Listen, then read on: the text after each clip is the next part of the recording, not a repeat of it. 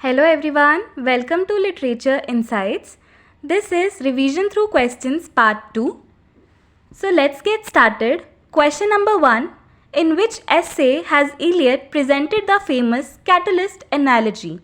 Options are Function of Criticism, Hamlet and His Problems, Metaphysical Poets, Tradition and the Individual Talent.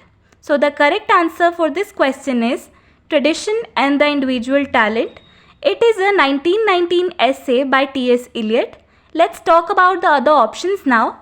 The Function of Criticism is a 1923 essay by T.S. Eliot. Hamlet and His Problems is a 1920 essay by T.S. Eliot. And The Metaphysical Poets is an essay which is coming in the year 1921. Now moving on to the next question. In this question, we have to match the opening lines of the novels. First line is, Mother died today or maybe yesterday. I cannot be sure. This is a line taken from the 1942 novella by French author Albert Camus. Its original title is The Stranger, but its English title is The Outsider. It is the story of the character Meursault. Let me spell out the name of the character to you. Meursault. Meursault. Moving on to the next opening line. It was a queer sultry summer. The summer they electrocuted the Rosenbergs, and I didn't know what I was doing in New York.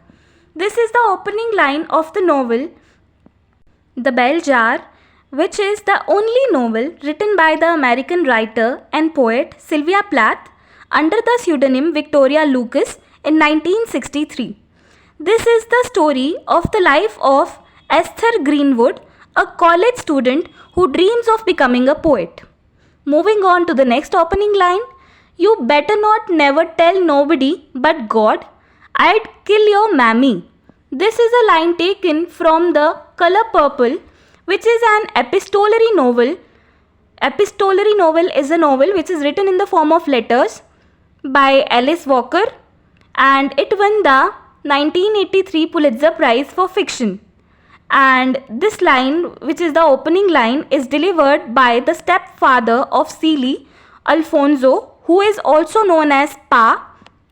And it is after this line that Celie begins writing letters to God and the novel starts. Okay? Moving on to the last line. 124 was spiteful, full of baby's venom. This is a line taken from Toni Morrison's novel Beloved, which is coming in the year 1987, and it is the winner of Pulitzer Prize 1988, and it chronicles the life of a black woman named Sethe, Sethe, and this novel is based on the true story of a black slave woman, Margaret Garner, who in 1856 escaped from Kentucky plantation with her husband Robert and their children. Now moving on to the third question. Which work is not a part of the Gandhi Quartet by Chaman Nahal?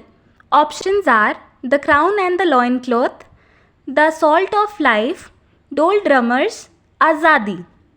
The correct answer here is Dole Drummers. Dole Drummers is a play by Asif Karimboy, and all the parts of the Gandhi Quartet are Azadi, The Crown and the Loincloth, The Salt of Life, and The Triumph of the Tricolour.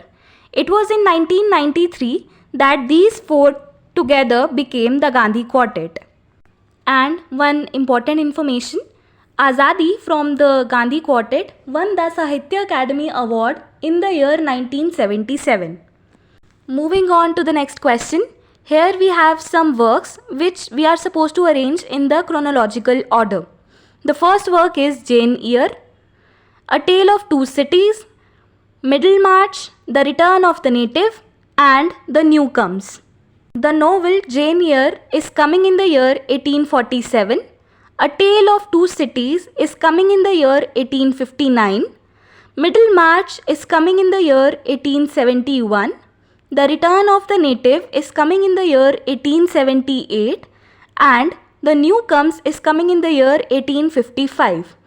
Jane Eyre, its full title is an autobiography. It is a novel by Charlotte Bronte. A Tale of Two Cities is a novel by Charles Dickens, and this novel is set in Paris and London during the French Revolution. Middlemarch, which is coming in 1871, is a novel by George Eliot. The Return of the Native is by Thomas Hardy, and The Newcomes is by William Makepeace Thackeray.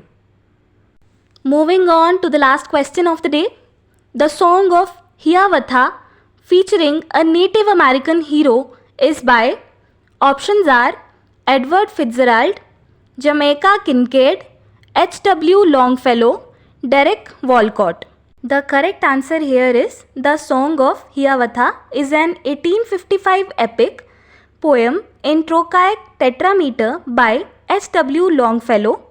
H.W. Longfellow is an American fireside poet, and this epic poem relates the fictional adventures of an Ojibwe warrior named Hiawatha and the tragedy of his love for Minnehaha, a Dakota woman.